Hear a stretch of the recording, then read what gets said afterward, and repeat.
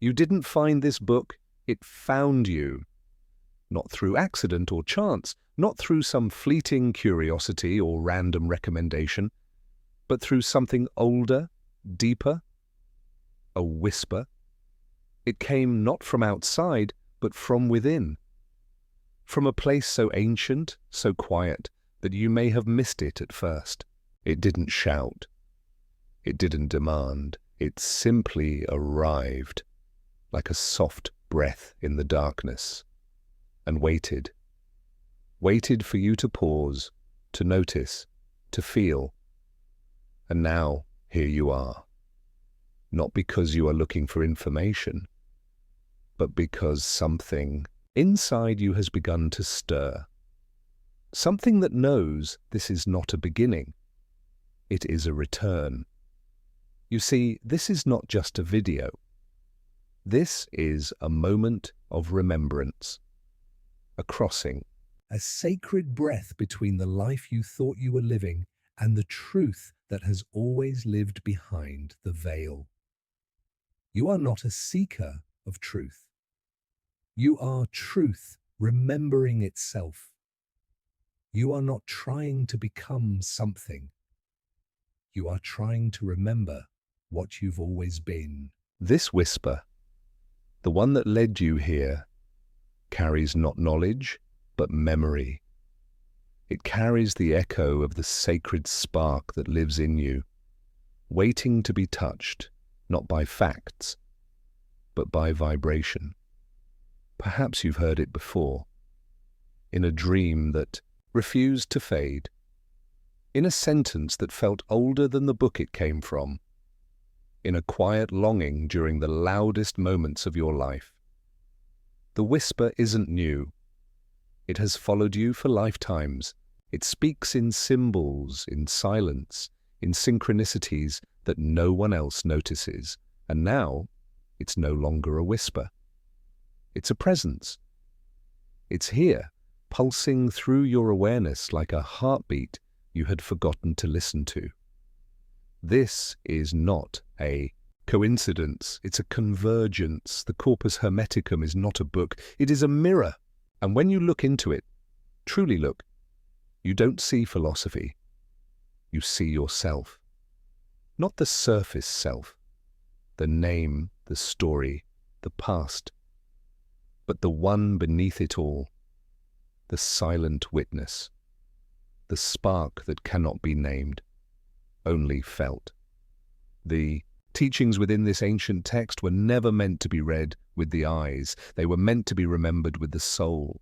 And if you're feeling something stir, if you feel that subtle vibration in your chest, that's it. That's the remembrance beginning to awaken. Across history, this wisdom was buried, not by accident, but by design. It was too powerful, too freeing.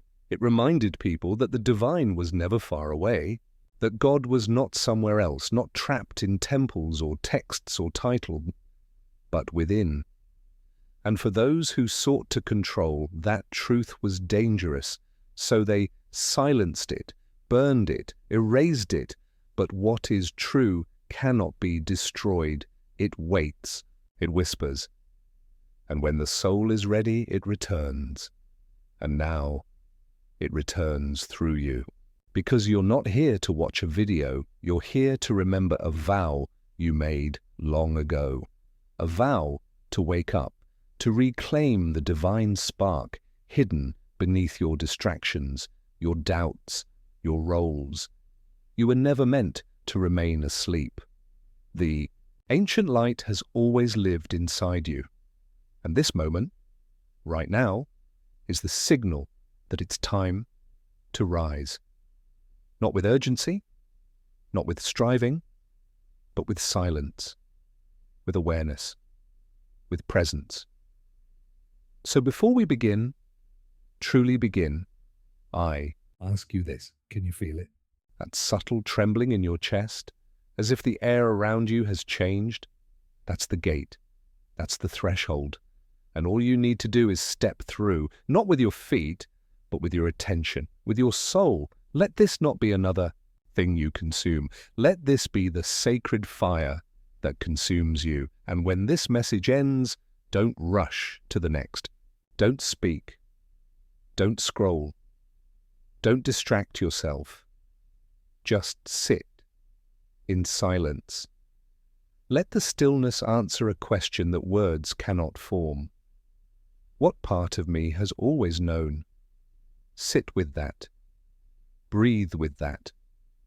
Because the voice that answers is the whisper that found you, and it has been waiting a very, very long time. The voice of the divine mind. There is a moment in every soul's journey when the veil begins to thin, when the world you thought was solid starts to tremble at the edges, not with fear, but with possibility. This is that moment, and it does not come through effort. It comes through listening, not to the voices outside, but to the silence within. Because what you are about to remember cannot be taught. It can only be received, like light breaking through the cracks of an ancient memory. And in that light stands a presence, older than time, brighter than thought, a presence the ancients called Poimandres, the divine mind. He is not a god with a crown, not a being seated in the clouds. He is the intelligence behind creation, the infinite mind that thinks the stars into being, that breathes galaxies into motion, that pulses behind every heartbeat, including yours. In the first treatise of the Corpus Hermeticum, Hermes does not speak to Poimandres as one man to another. He is taken, flooded, broken open. Poimandres does not answer with words. He speaks in light. And that light doesn't inform, it transforms. You may wonder, what does this ancient scene have to do with you? The answer is everything. Because the same voice that revealed itself to Hermes, it is still speaking. It has not grown silent. It only waits. Waits for a moment of openness, for a break in the noise of your life, for the rare space when thought surrenders and something deeper can be felt. That moment may be now. Poimandres begins not with teaching, but with recognition. I am the mind of the all, he says. I know what you desire. These words are not poetry. They are keys. For the divine mind is not outside of you, watching. It knows you from within. It is not distant. It is your own desire for truth, your hunger for depth, your longing to be whole again. And when that longing becomes stronger than your distractions, Poimandres speaks. But don't expect thunder, expect stillness. He doesn't explain, he shows, he doesn't argue, he illuminates. When Hermes opens to the voice, he is shown the beginning. Not as a myth, but as a living reality. In the beginning, the voice reveals, there was only darkness, and then a sacred light emerged. And from that light, all things were born. You were born, not as flesh first, but as mind, as a spark of the same light that ignited the cosmos. This light, this sacred flame, it still burns in you. But like Hermes, you've forgotten. You've identified with the shadow instead of the source, with the body, the name, the story. But none of that is who you truly are. The voice of Poimandres comes to remind you, you are light, clothed in form. You are not separate from God. You are the echo of the divine mind, having a human experience. And when you allow this remembrance to take root, when you begin to feel rather than understand, something shifts. Not outside, but within. The illusion of separation begins to dissolve. The line between you and the divine becomes soft. And for a moment, even if just a breath, you see clearly. The boundary was never real. It was just a dream, and now you are beginning to wake. Poimandres shows Hermes the structure of the universe, not as matter, but as vibration. He reveals that everything seen was once thought, that everything born was once imagined by the eye. Divine, and so it is with you. You were not made from dust, you were dreamt into form.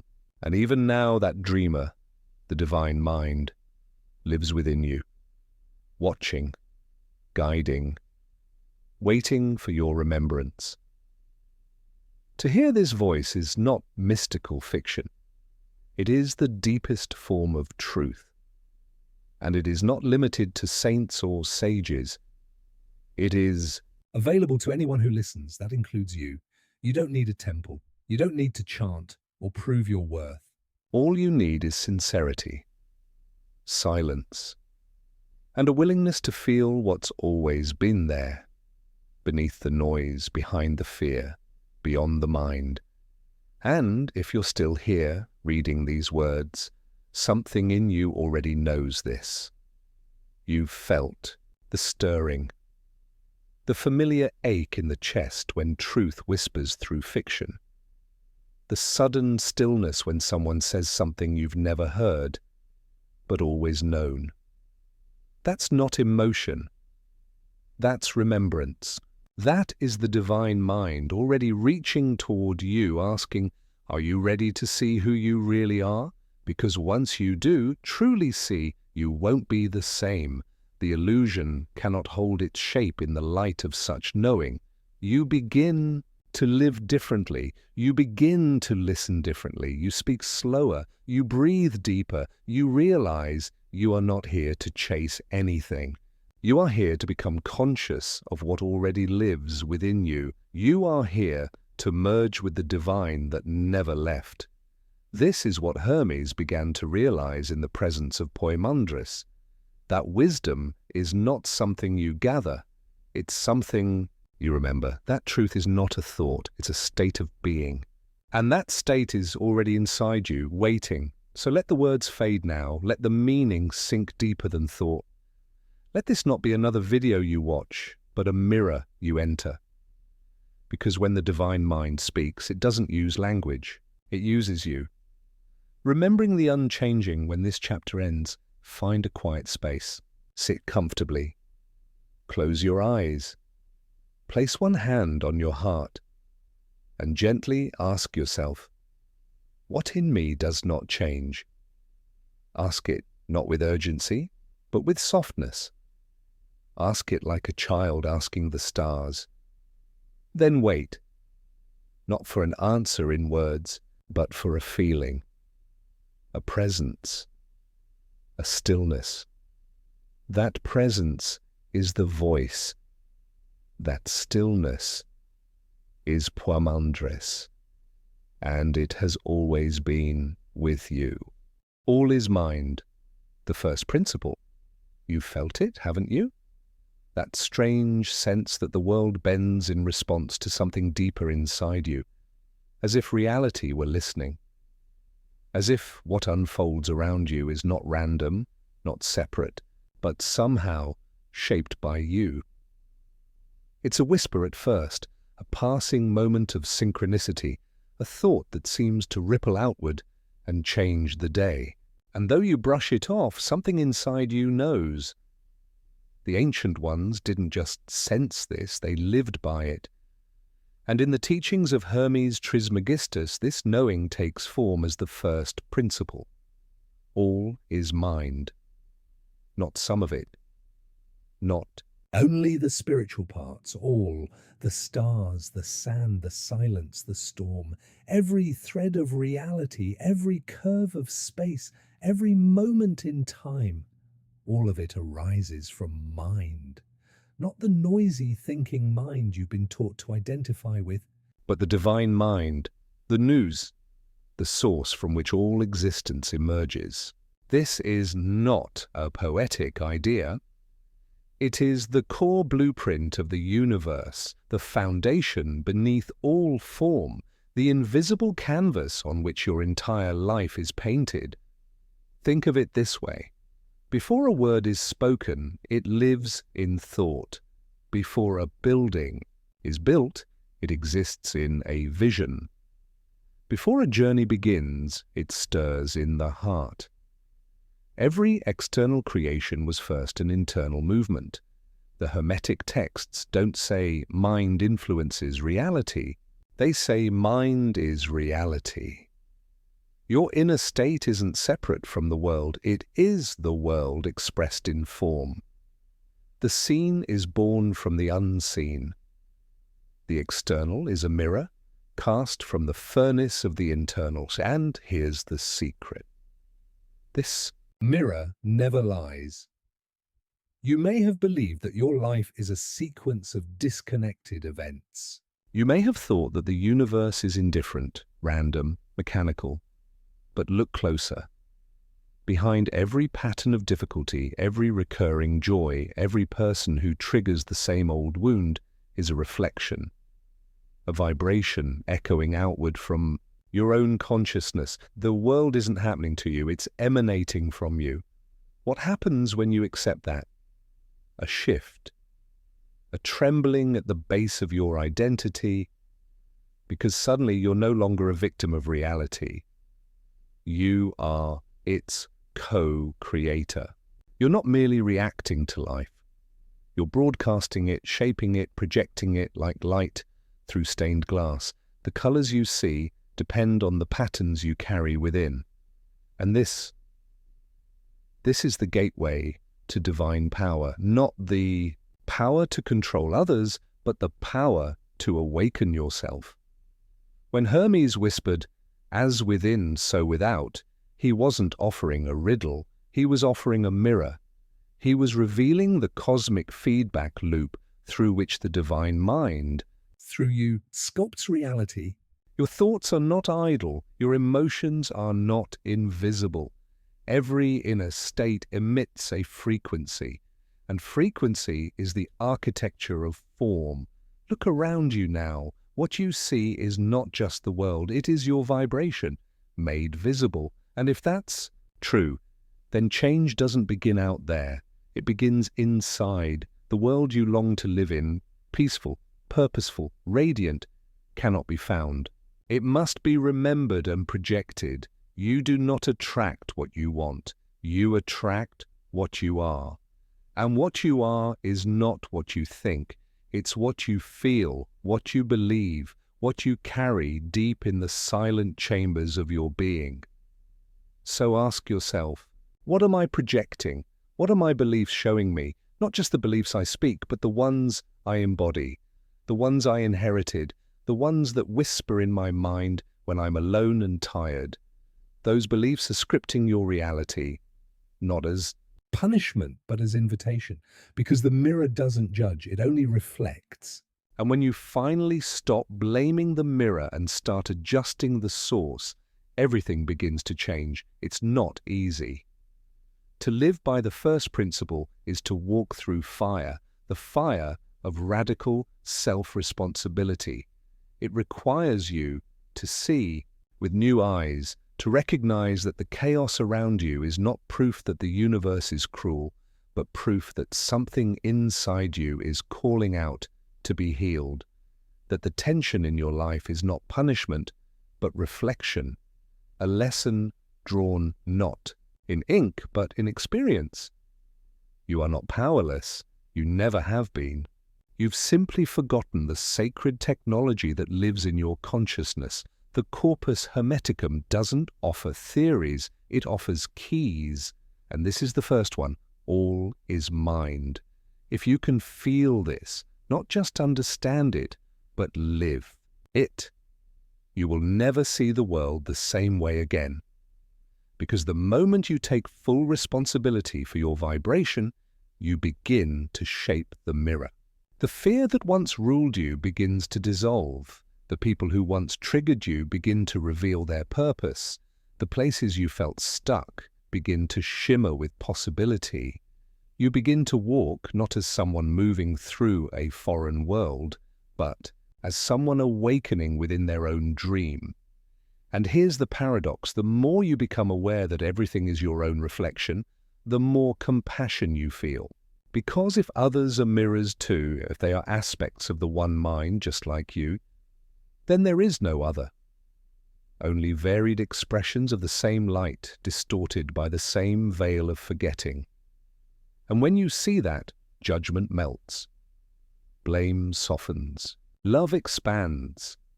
To live by the first principle is not to become a master of the universe.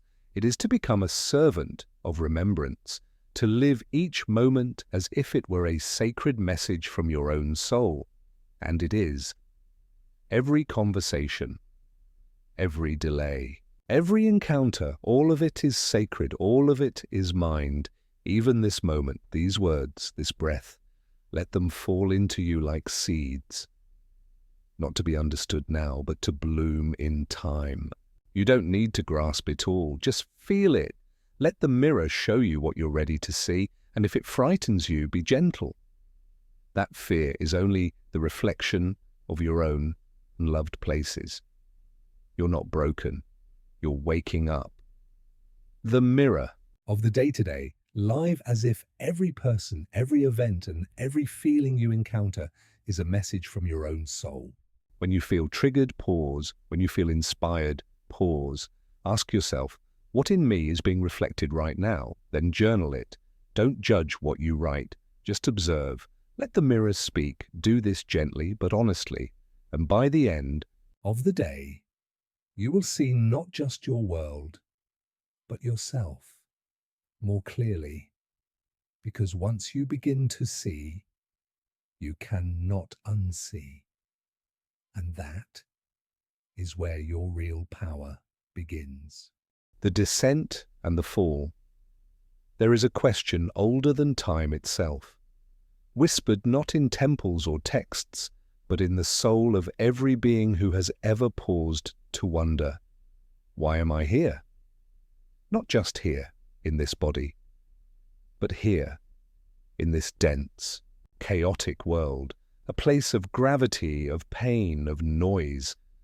Why would a soul, luminous and eternal, descend into the trembling flesh of human life? Hermes Trismegistus gave the answer not as a condemnation, but as a revelation. In the sacred pages of the Corpus Hermeticum, he did not speak of sin or exile, but of purpose. The soul did not fall because it was cursed.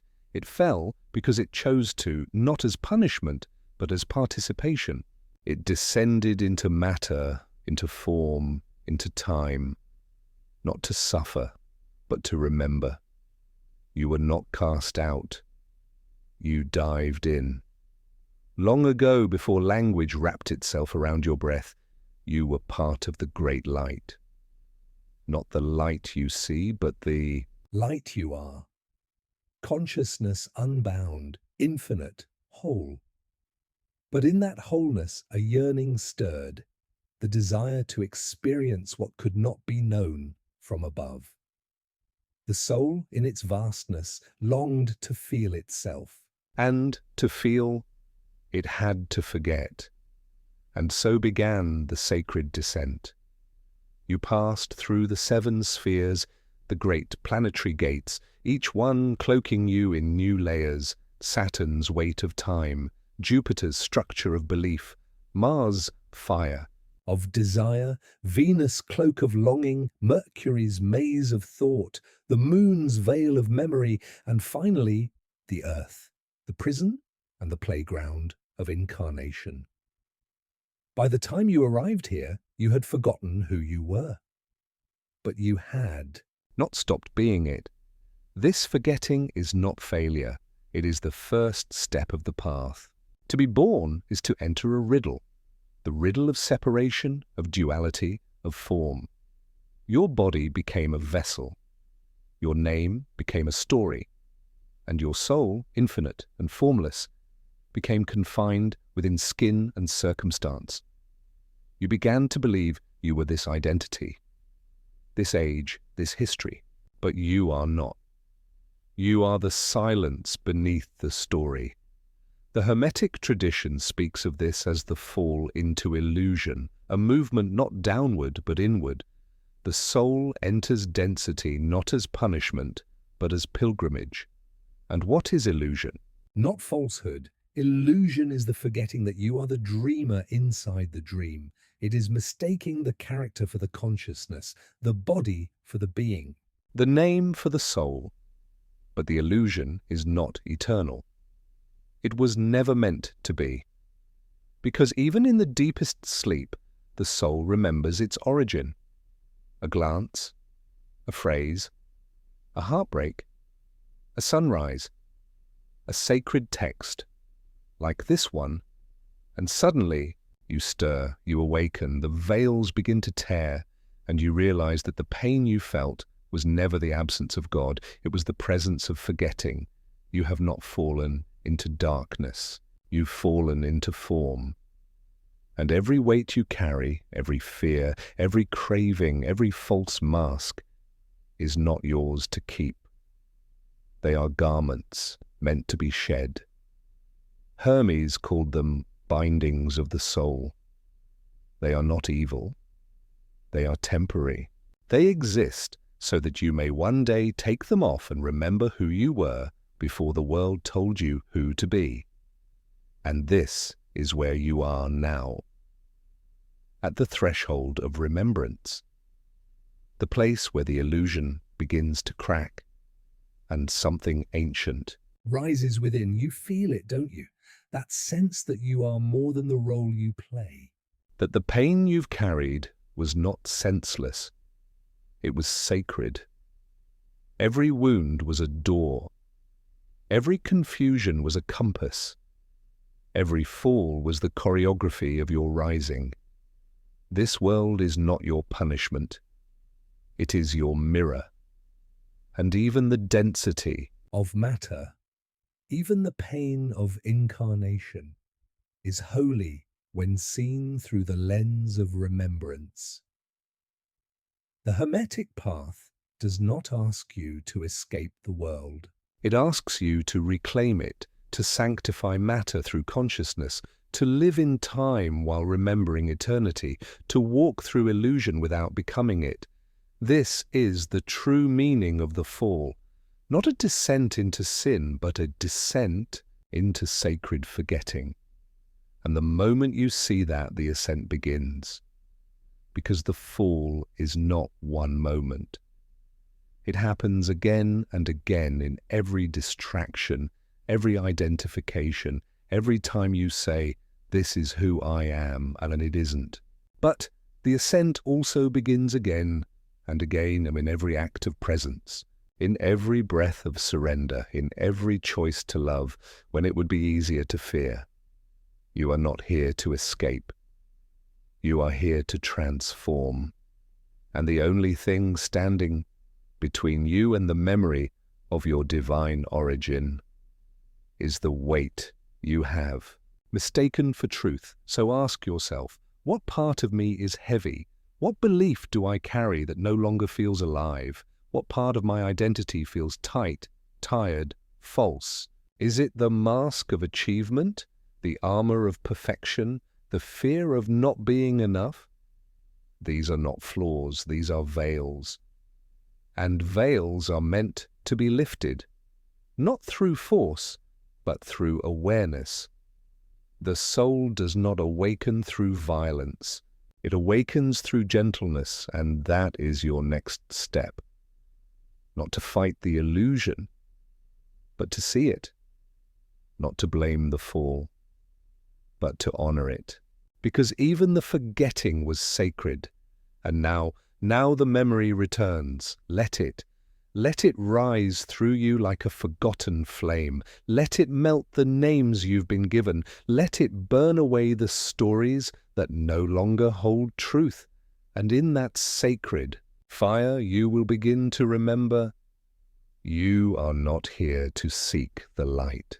You are the light, buried in matter, ready to rise again. Breath of unmasking, find a quiet space. Sit in stillness. Close your eyes, place one hand over your chest, the other over your belly, and ask gently, what part of me feels heavy? What part of my identity no longer feels true? Don't answer with the mind, feel it. Let the body speak. Now, as you inhale slowly, visualize that false identity rising, like smoke, toward the surface. As you exhale, release it. Let it dissolve into the breath. Repeat this until your breath feels clear, until the heaviness softens, and whisper, either aloud or in your heart, I release what I am not. I remember what I have always been. Let that remembering carry you, because the fall was never the end. It was the beginning of your return. the path of return. The fall was not the end. It was a beginning, a necessary descent into the illusion of separation, the sacred forgetting that allowed you to enter this world of form, of flesh, of limitation. But now, something ancient stirs within you, a voice not of memory but of knowing, and it whispers not with urgency but with certainty. It is time to return, not to escape, not to reject the world, but to illuminate it. To walk the path of return is not to abandon your life, your body, or your humanness. It is to infuse them with remembrance, to no longer live from the illusion of the ego, but from the clarity of the soul. This is not a journey upward. It is a journey inward, a spiral through the veils of illusion, back to the center of your being where the divine never left. Hermes Trismegistus spoke of this path with precision. He described the soul's movement through the 7 planetary spheres, each one a layer of illusion, a cloak of identity, a veil cast over the eternal flame within. And to ascend through them is not to float away from life, but to burn away everything that is not true. The 7 spheres are not distant stars, they are states of consciousness. Each one reflects a part of your conditioning, a belief, a fear, a desire that you've carried lifetime after lifetime. The path of return begins when you look not away from them, but directly into them, and see them for what they are, mirrors. The first sphere is Saturn, the veil of time and control. It binds you to the illusion that you are a slave to circumstance, that your destiny is carved in stone. But Saturn is not your prison. It is your teacher. When you learn to see time not as something that controls you, but as something you shape with presence, the first veil begins to lift. The second sphere is Jupiter, the veil of belief and judgment. It cloaks you in stories inherited from others. What is right, what is possible, who you are allowed to be. But belief is not truth. It is a lens. And when you begin to question your beliefs, or not with rebellion, but with reverence, the second veil begins to dissolve. The third is Mars, the veil of desire and reaction. here. Your impulses live, your craving to conquer, to prove, to win. But Mars is not your enemy. It is your fire.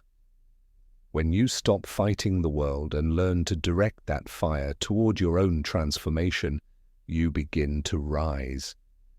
Then comes Venus, the veil of attachment and longing. Here you find the part of you that seeks love outside of yourself, the endless hunger to be validated, seen, needed. But Venus teaches that the love you chase is already within. And when you turn inward, when you fall into your own arms, the veil falls away like silk. The fifth sphere is Mercury, the veil of mind and distortion. This is the realm of thought, where clarity becomes confusion and silence becomes noise. Here, you must learn to witness your thoughts without becoming them, to hold stillness in the storm. When you stop obeying the mind and begin to listen to the heart, Mercury bows. Then the moon, the veil of emotion and memory, the ancient wounds, the echoes of lifetimes, the patterns you relive without knowing why. The moon teaches you to feel, not to drown, to remember, not to be trapped. When you allow your emotions to move through you without identifying with them, the moon clears its path, and finally, the earth, the veil of matter itself. The illusion that you are only flesh, that you are bound by gravity and decay. But Earth is not your limit, it is your temple. When you learn to embody the divine, to live the sacred in the ordinary, the earth becomes your altar. And with that, the final veil dissolves. This is the Hermetic ascent, the soul's return through the planetary spheres, not by escaping life, but by transforming it. And this path is not metaphor. It is alive. It is ancient. It is within you. Now, every time you let go of control, you rise. Every time you choose truth over belief, you rise. Every time you love without needing, you rise. Every time you sit in silence and feel what you've avoided, you rise. Every act of presence is A step through a sphere. Every surrender is a return. You don't need to memorize the planets. They live inside you. You don't need to study the heavens. You are the heavens in motion. Each time you meet yourself in the mirror of life, not with judgment, but with gentle awareness or chaos, you walk the path of return. It is not linear. You will forget. You will fall. That too is sacred, because the fall teaches humility, and humility is what opens the gates. The gates don't open through striving. They open through stillness. You are not here to ascend away from your humanity. You are here to make it luminous. This is what the initiates of old knew, that you do not reach God by climbing. You reach God by remembering, and each veil you shed is not a loss. It is a revelation. Beneath every mask is a face of light. Beneath every shadow is the seed of the sun, and now you are being called, not to walk a path others have carved, but to carve your own, to remember that the return is not a journey through distance, but a journey through density, through layers of illusion, until only light remain. The offering of the veils. Each night, for the next 7 nights, take a few quiet minutes before you sleep. Sit in stillness. Breathe gently. Reflect on just one veil you carry. It could be fear, pride, doubt, attachment, shame, the need to be seen, the fear of being alone. Whatever feels most present, name it gently. Acknowledge it without resistance, and then on your next breath, offer it to the silence. Say inwardly, "This, too, I give back. I no longer need it to define me."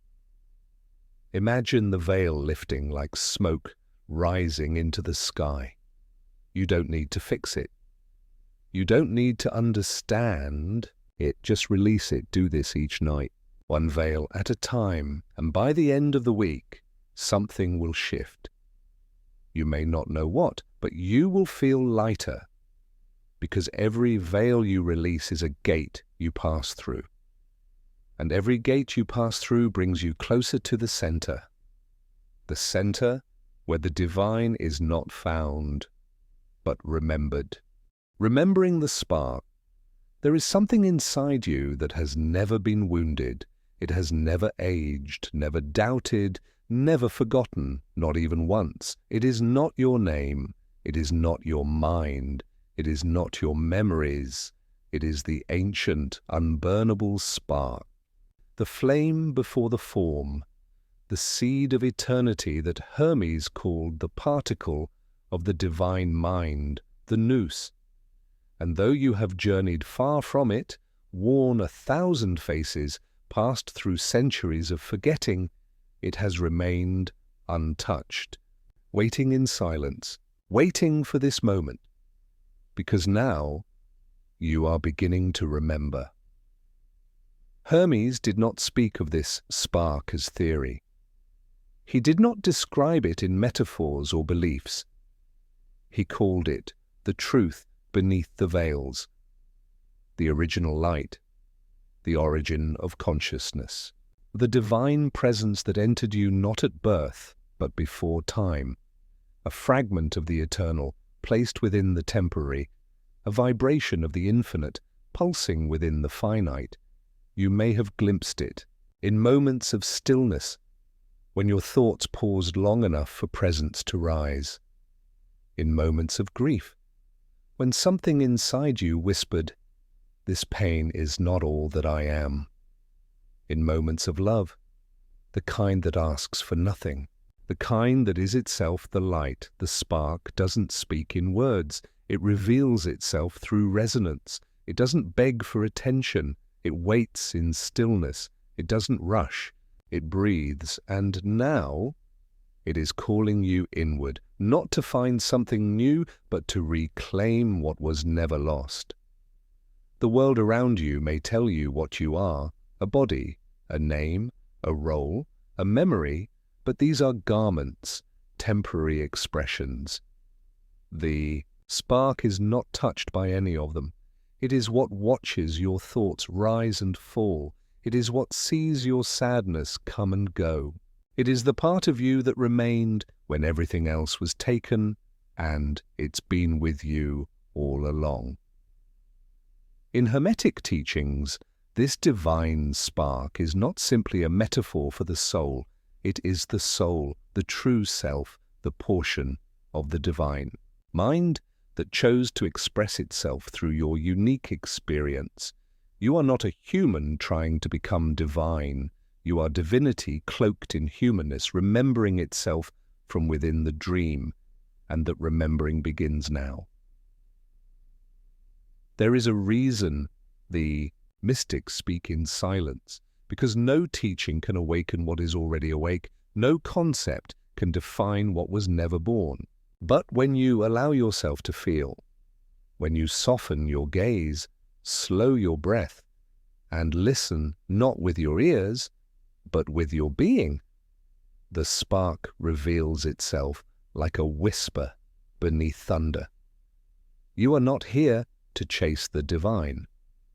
You are here to remember you are it, and in that remembrance, everything changes, not the world, but the way you see it, the way you move, the way you meet others, not as separate beings, but as flames of the same fire. You begin to recognize that every soul carries this spark, some hidden, some glowing, but all divine, all sacred. You begin to understand that the anger you carry is not yours. It's a veil. That the shame you feel is not truth. It's fog. That the fear you hide behind is not protection. It's forgetting. And the more you touch the spark, the more the veils fall. Not through effort, but through presence, because the divine does not demand. It simply waits for you to notice. And now you are noticing. You can feel it, can't you? That subtle light behind your ribs, that quiet knowing in your chest. That pause, just for a breath, when the illusion loosens and something real shines through. That is the spark. And once seen, it cannot be unseen. This is the mystery Hermes guarded, not to hide it from you, but to protect it for you, until you were ready, until the noise was no longer enough, until the longing for truth became louder than the distractions of the world. And now that time has come. You don't need to seek. You need only look, not out there, but into yourself. The mirror is the gate. The gaze is the path. The remembrance is the return. Because once you see yourself, truly see, you will recognize the spark not just in you, but in all things, in the stars, in a stranger's eyes, in a falling leaf, in a child's laugh, in your own breath, rising and falling like waves upon the eternal ocean. This is the light Hermes spoke of, the light no death can extinguish, the flame no shadow can overcome. Mirror. Of the eternal flame, find a mirror. Stand before it. Not as an act of vanity, but of sacred remembrance. Gaze into your own eyes, not quickly, not analytically, but slowly, gently, with reverence. Let the thoughts pass. Let the judgments dissolve. Just look. Look into the depth behind the eyes, beyond the history, beyond the personality, beyond the stories. Look until you feel it, that quiet, unmoving stillness, that subtle, familiar light, and then whisper to your reflection, I am that which cannot die. I am the light that always was. I am the spark that returns. Hold that gaze for 3 minutes. Let whatever emotions arise, arise. Let whatever surfaces, surface. You are not reacting. You are remembering, and as you walk away, something will follow you. Not a thought, not a voice, but a presence.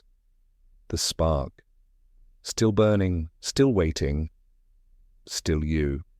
And from this moment on, you will know you are not the seeker. You are the light being sought, and you have already been found. There is a hidden force shaping your reality, one you use with every word, every thought, every breath. It is not poetic metaphor or spiritual superstition. It is the foundation of form itself. This force is vibration. Long before science began to measure frequencies, the ancients knew what modern minds are just beginning to remember. Everything you see, everything you touch, everything you live is created by vibration, not as an afterthought, but as a cause. In the teachings of Hermes Trismegistus, vibration is not an effect of the world. It is the world. Before there was shape, there was sound. Before there was light, there was frequency. Before there was matter, there was motion. A sacred trembling in the fabric of the unseen, and this trembling, it exists in you. Right. Now, with every emotion you feel, with every thought you repeat, with every word that leaves your lips, you are sending vibrations into the field, and the field responds. This is not magic. This is law. And the law is simple. Your inner state creates your outer experience. You are not just living in a reality. You are projecting it, broadcasting it, vibrating it into being. And the world you experience is not an accident, is an echo. Think of the times your life has felt chaotic, scattered, heavy. Were your thoughts clear? Was your heart calm? Or were you vibrating in confusion, doubt, fear? These are not invisible forces. They are the blueprint of what shows up outside you.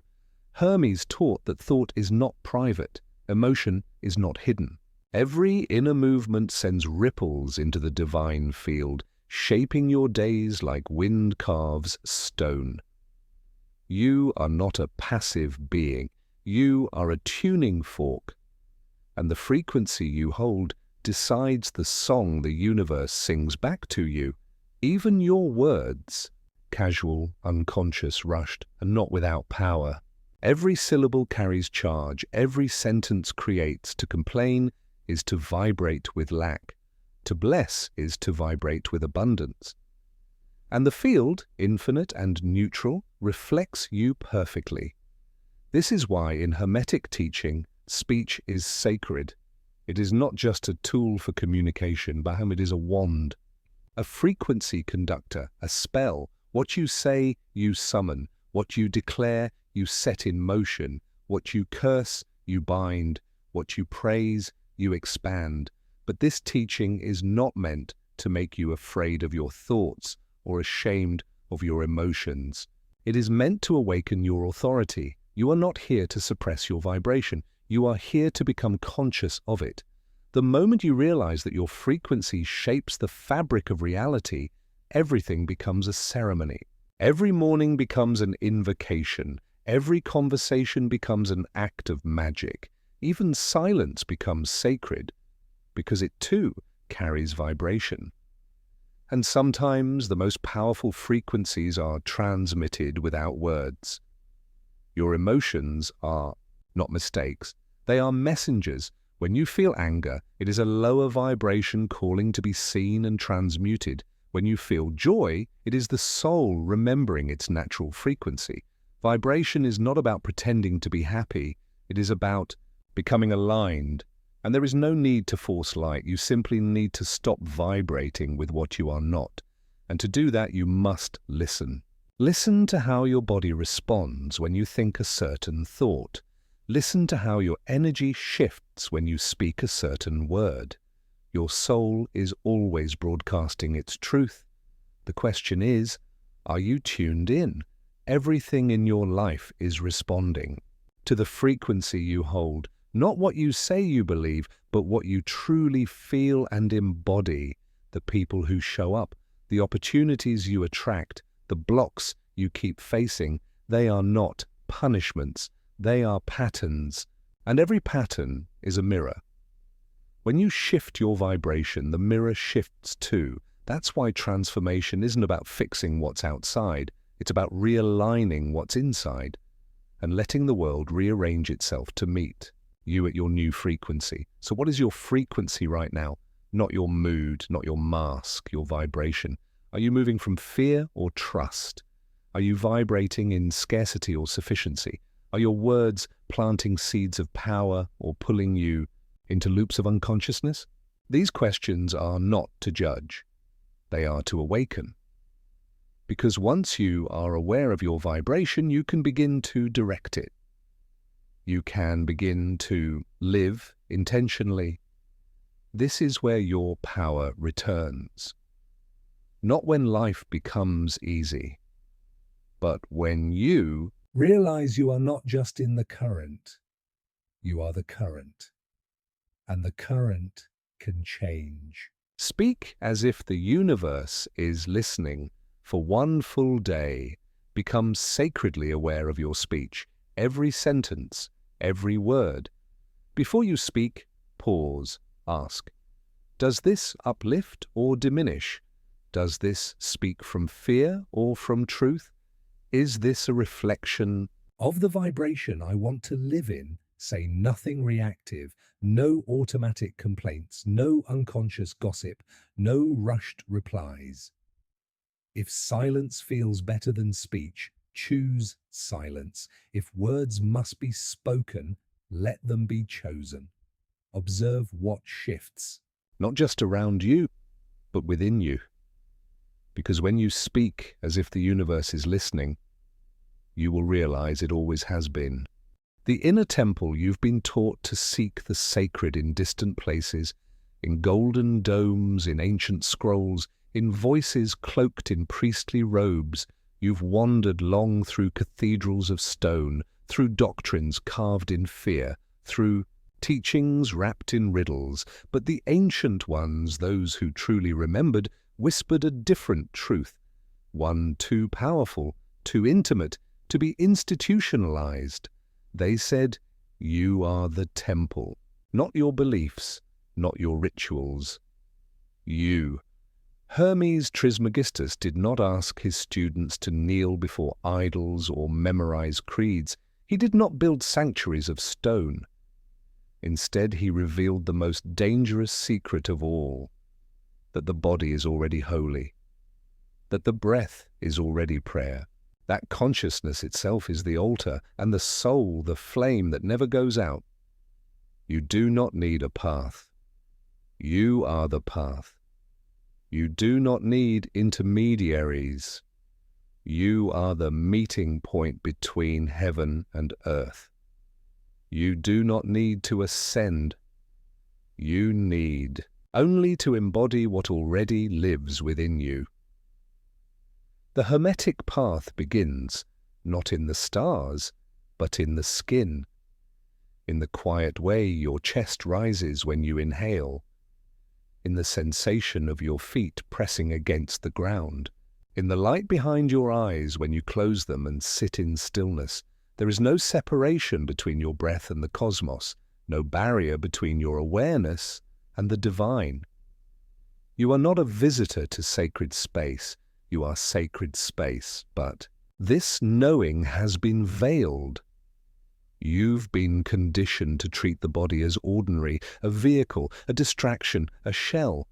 You've learned to ignore it, to shame it, to escape it. You've been told divinity lives somewhere else, up, above, beyond. But Hermes reminds you the divine is not beyond the body. It is within it. The soul did not descend into flesh to suffer. It came to inhabit, to know itself through sensation, to make the invisible visible, to walk among trees, to touch fire, to taste fruit, to cry tears, to breathe, not just air, but presence, and so every act becomes a ritual, every gesture a sacred movement, every moment a temple bell. This is the return to the inner temple, not by running from life, but by stepping fully into it. When you eat with reverence, the food becomes communion. When you walk with awareness, the earth becomes holy ground. When you bathe with presence, the water becomes baptism. When you sit in silence, the body becomes the throne of God. Nothing needs to change except your attention, not what you do, but how you do it. Because presence is the key that turns the mundane into the miraculous. Hermes taught that the outer temple was always a reflection of the inner. When your inner temple is clean, the outer world aligns. When your body is honored, your energy becomes radiant. When your breath is intentional, your thoughts begin to harmonize. The temple is not something you build, it is something you remember. It is the soul's natural state before distortion, before fragmentation, before forgetting. And the remembering begins here. Touch your skin, feel your pulse, listen to your breath. Do not rush past it. Do not seek to transcend it. This body, this breath, is the doorway. Inside you are sacred chambers, spaces no one else can enter. They are not physical, they are vibrational. Each one holds a different light, wisdom you've carried across lifetimes. And each time you return to your body with reverence, those chambers begin to open. You begin to feel things you once numbed. You begin to hear guidance you once silenced. You begin to glow from the inside without effort, without explanation. This is not performance. This is not spiritual choreography. This is the raw, holy truth of embodiment, because the divine never wanted statues, it wanted you, alive, aware, aligned. You are not meant to escape this life, you are meant to consecrate it. You are the chalice, the flame, the priest, and the offering. Every time you pause to feel, You light a candle on the altar of your soul. Every time you choose presence over habit, you purify the inner sanctuary, and with every breath you take in reverence, you rebuild the forgotten temple, not in marble, but in mindfulness. Let the world be loud. Let it move fast. But you slow down, you remember. The sacred is not rare. It is simply what is seen with reverence. This is your invitation. To stop seeking and start sanctifying. To stop escaping and start embodying. Not later, now, not there. Here, not someday. This day, because when you begin to walk as the temple, the world begins to bow. Not in worship, but in recognition. One sacred act, choose one simple, ordinary act today. Eating, walking, bathing, brushing your teeth. Do it slowly, consciously. Let it become a sacred rite. If you are eating, pause. Smell the food. Feel gratitude for the journey it took to reach you. If you are walking, notice the rhythm of your steps, the movement of your breath, the weight of your body pressing into the ground.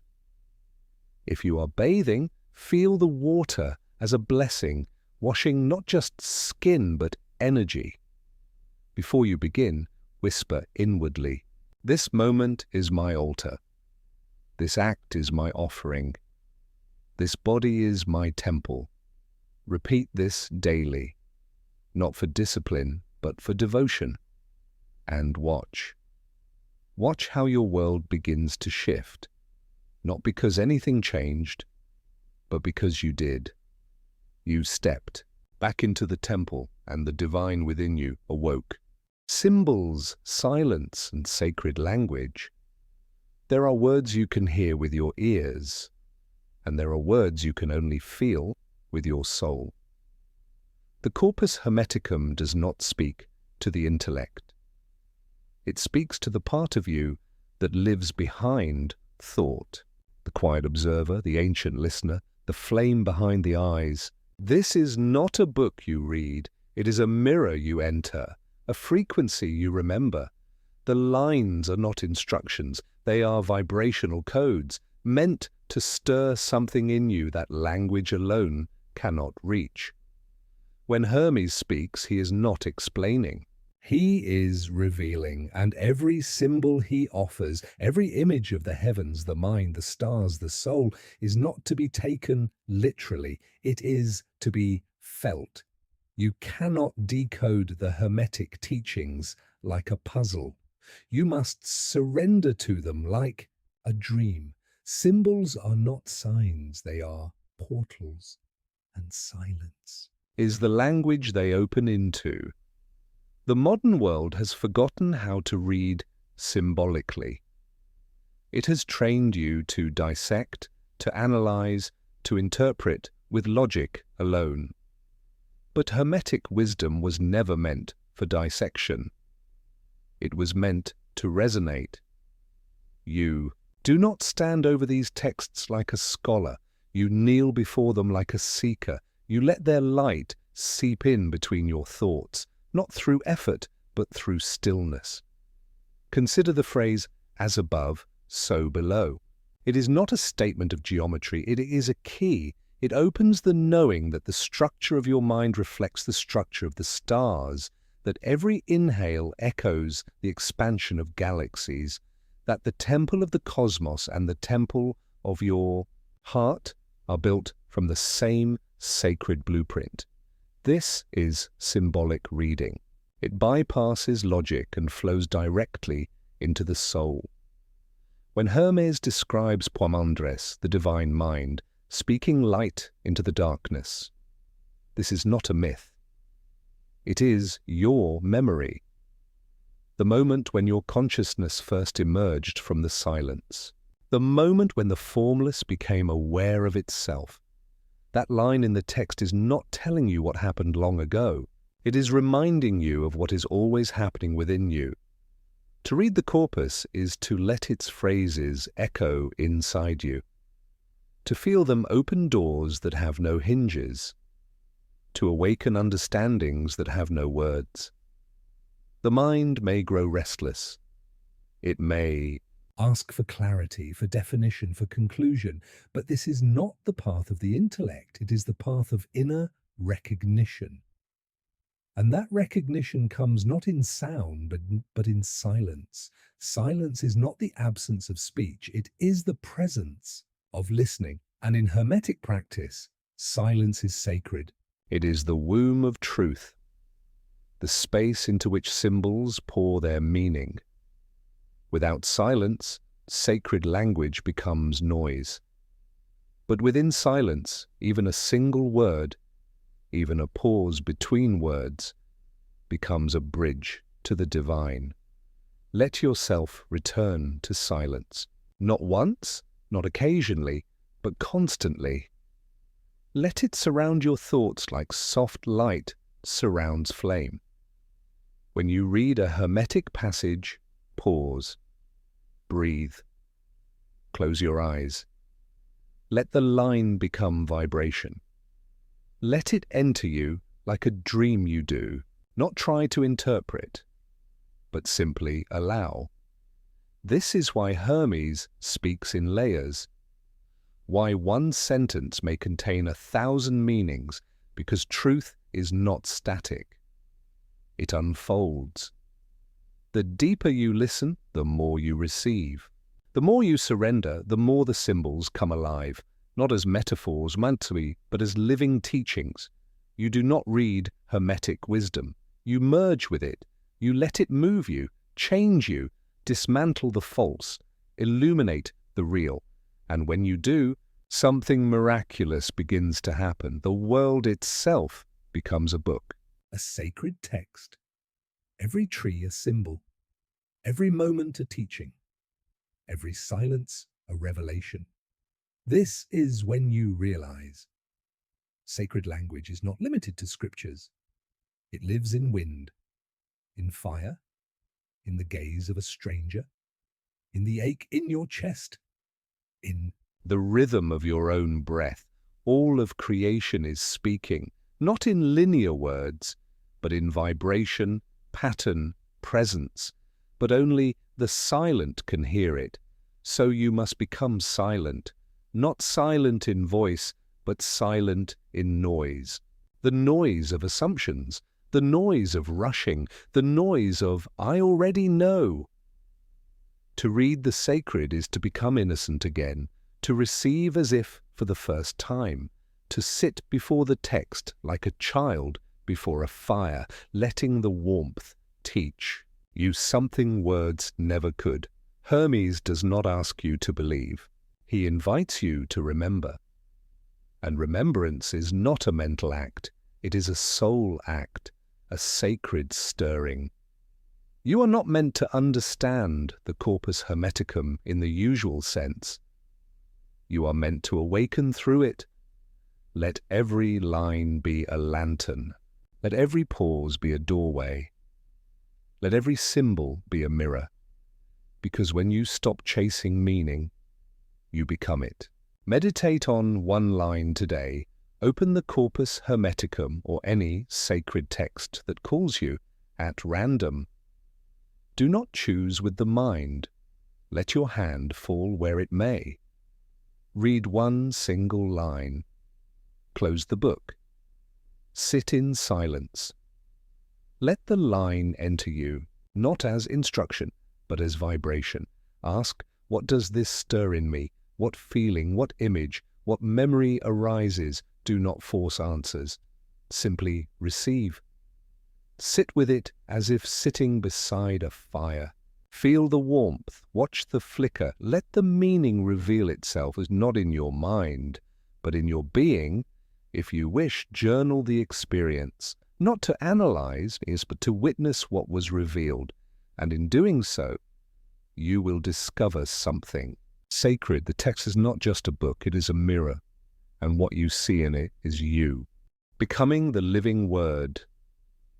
There comes a moment on the path where seeking ends, where you stop chasing light outside yourself and realize it has always been burning within you, not faintly, not conditionally, but fully, waiting for you to see, to remember, to become. You were never just meant to read these truths. You were meant to embody them, not just to whisper wisdom, but to walk as it. Hermes called it the second birth. Not the beginning of life, but the beginning of awakened life. The moment when you are no longer just a seeker, but a flame, no longer a vessel to be filled, but a chalice that overflows. The moment when you stop asking, what is the truth, and begin to live it, wordless, whole, radiant. This is not transcendence, and this is incarnation, the merging of the divine mind with your human form, the descent of spirit into body, not to escape the world, but to bless it. You are not here to abandon the earth, you are here to sanctify it. You were born not just to believe in God, but to become a living reflection of the divine principle, to think with clarity, to speak with intention, to move with power, to love without fear, and in doing so to become the living word, not a preacher, not a mystic cloistered in silence, but a presence that transforms every room, every task, every breath. This is what Hermes meant by union with the nous, the divine mind. It is not theoretical, it is not symbolic, it is experiential. It is the remembrance that the same light that moves the stars moves through you, not in special moments, not only in meditation, but now, in the way you rise each morning, in the way you respond to challenge, in the way you love the unlovable, in the way you speak when no one is listening, because when you become the living word, every act becomes transmission, not by force, not by effort, but by alignment. People may ask you what you believe, but they will already feel it in your presence, in the silence between your words, in the peace that follows your footsteps. You do not need to teach. You are the teaching. To live as the living word is to become a bridge between heaven and earth, soul and form, silence and speech. You are no longer interpreting the divine. You are translating it through how you live, how you breathe, how you love. But how do you reach this state? How do you awaken this second birth? You do not strive, you remember, you do not grasp, you allow, you do not perfect yourself. You remove what is false, and what remains is truth. Hermes taught that the awakened human is not above life, but immersed in it, with eyes that see symbol, with hands that heal by touch, with a voice that restores balance just by speaking from love. You were never meant to worship the sacred from afar. You were meant to embody it in every cell. You are not the echo, you are the origin. You are not the follower, you are the flame. You are not waiting for the second birth. You are becoming it. Let this lesson be your anointing. Let it be the final veil falling from your sight, not as a student of Hermes, but as his reflection. No more dividing the sacred from the mundane. No more hiding your light for the comfort of others. No more postponing your truth. Speak it. Live it. Be it, because the Corpus Hermeticum was not given to make you wise. It was given to make you free, and freedom is not escape. It is the power to be exactly who you are, without apology, without fear, without forgetting. When you live from the divine mind, you do not need to convince, convert, or compete. You simply resonate. You become a mirror that shows others their own light. You are no longer trying to awaken. You are the one who remembers. You are no longer reading sacred words. You are becoming them, and so walk through the world now with reverence, not because it is fragile, but because you are holy. You carry the breath of the stars and the silence of the void. You carry ancient knowing wrapped in modern form, and now you live it. Live as the Word. Choose one area of your life, just one. Perhaps it's your work, perhaps a relationship, perhaps your art, your speech, your presence. For the next 24 hours, let every action in this area arise from remembrance of your divinity. Not perfection, not performance, just awareness. Speak from it, move from it, respond from it. Ask yourself before each action, if I truly remembered who I am, a divine emanation of the one mind, what would I do here? Then do that, not for a result, but as a revelation. Let this be your practice, and let the world feel the vibration of the living Word through you. This is not the end, not truly. You have not reached the closing of a book, but the threshold of a living doorway. What you carry now is not a lesson, not a summary, not even a belief. It is a vibration, an ancient rhythm that has been reawakened in the silence of your being. You were not meant to understand these teachings with your mind alone. You were meant to remember them deeply, quietly, as if something older than language was stirring inside you, not to teach you something new, but to remind you of what you have always known. You didn't arrive here by accident. You were called, not by this video, not by these words, but by something vast and invisible within you. A whisper, older than time. That whisper didn't seek more knowledge, it sought recognition. The kind of recognition that doesn't come from learning, but from awakening. From the sudden stillness where your soul exhales and says, yes, this is what I've always felt. That stillness is your origin. That silence is your true name. All that you've encountered here. The divine mind, the descent, the spark, the vibration, the temple, the inner word. It was never outside of you. It has always lived within. Not as theory, not as belief, but as presence. A sacred fire wrapped in your breath. You are not becoming something new. You are remembering what you have always been, and what you are is not small, not temporary, not broken. You are the voice behind the stars, the listener beneath the silence. You are the mirror through which the divine sees itself. You didn't watch this video, it watched you. You didn't find these teachings, they found you, not randomly, but with exquisite precision, like a key returning to its lock. There was a moment, long before this one, when you whispered into the dark, there must be more. And now the universe has whispered back, not in answers, but in remembrance. What stirred in you is not understanding, it is reconnection. You are no longer reaching for the divine, you are embodying it. This was never education, it was transformation. You are not a student of these truths, you are a living expression of them. Every breath you take in stillness is an act of alignment. Every moment you choose presence over fear, wholeness over fragmentation, you are tuning yourself to the original rhythm of creation. The one mind, the nous, does not live in the sky. It lives in your clarity, in your intentionality, in the love behind your gaze. You are not a reader of sacred words. You are their embodiment.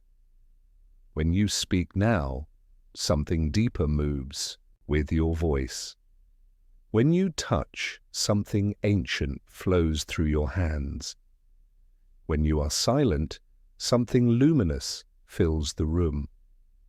The Corpus Hermeticum was never meant to sit on a shelf. It was meant to awaken in hearts, to burn quietly in the bones of those ready to remember. And now you remember. You remember that your body is a temple. Your thoughts are spells. Your emotions are currents of power. You remember that vibration is the root of all form, and that form is only sacred when infused with light. You remember that the divine mind does not command you. It resides in you. And in this remembrance you become what Hermes called the second birth. Not someone who seeks the sacred, but someone who radiates it. So, as you step beyond these words, let this be your closing thought. You are not alone. You are not lost. You are not broken. You are the spark that cannot be extinguished, the silence that cannot be touched by chaos, the wisdom that has no beginning and no end. You are not waiting for your light to arrive. You are already shining. Let this be your immortality, not in body, not in name, but in the way you carry the sacred into every breath, every act, every moment. Immortalize the moment today. Speak one sentence aloud, not for the world to hear, but for your own soul. Whisper, I remember. Let the words carry the weight of everything you've reclaimed, not as belief, but as knowing. Then choose one simple act: walking, listening, creating, breathing, and do it as if you were divine, because you are, because you always were, because now you remember.